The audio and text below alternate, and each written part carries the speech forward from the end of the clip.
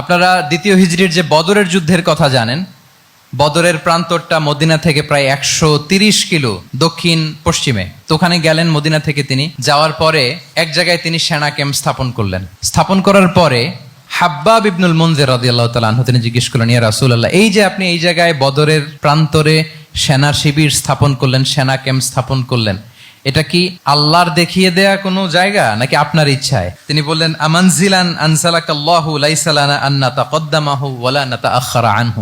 এটা কি একেবারে ফিক্সড আল্লাহর পক্ষ থেকে ওহী যে এখানেই শিবির স্থাপন করতে হবে, নাকি আমহুয়া রায়ু ওয়াল হারবু ওয়াল মাকিদা, নাকি এটা যুদ্ধের কৌশল হিসেবে আপনি নিজ থেকে করেছেন? রাসূল সাল্লাল্লাহু আলাইহি ওয়াসাল্লাম বললেন, না, এটা কোনো ওহী না। আমার কাছে মনে হয়েছে, আমার যে অ্যানালিসিস, আমার মনে হয়েছে বদরের যুদ্ধে এখানেই আমাদের পজিশনিংটা হইলে ভালো হয়।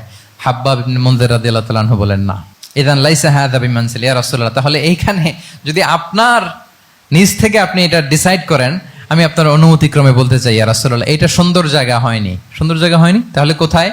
হাব্বাব বললেন, ওইখানে, ওই যে বদরের একটা কুয়া আছে, এখানে পানির সোর্স আছে। আমরা যদি ওইখানে একটা ব্লকেট দিয়ে দাঁড়াতে পারি, তাহলে কোরাইশরা এসে আর পানি খেতে পারবে না। ওরা পানি না খেয়েই মরবে, যুদ্ধেও মরবে, পানির অভাবেও মরবে। আল্লাহু আকবার। এক মুহূর্ত দেরি করলেন না রাসূল সাল্লাল্লাহু আলাইহি ওয়াসাল্লাম। এই অপিনিয়ন পাওয়ার সাথে সাথেই বললেন, এই সেনা ক্যাম্প এখান থেকে উঠে হাব্বাব যেখানে বলেছে ওইখানে যে সেনা শিবির স্থাপন করো।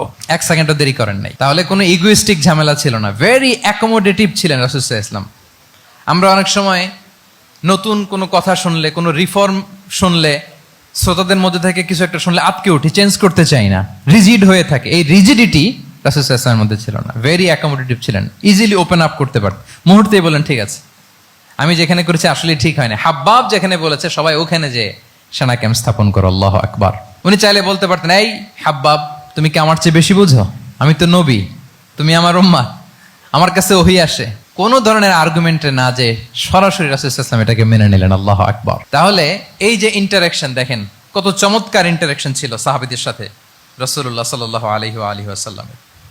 তাহলে good interaction with your followers, এটা জরুরি।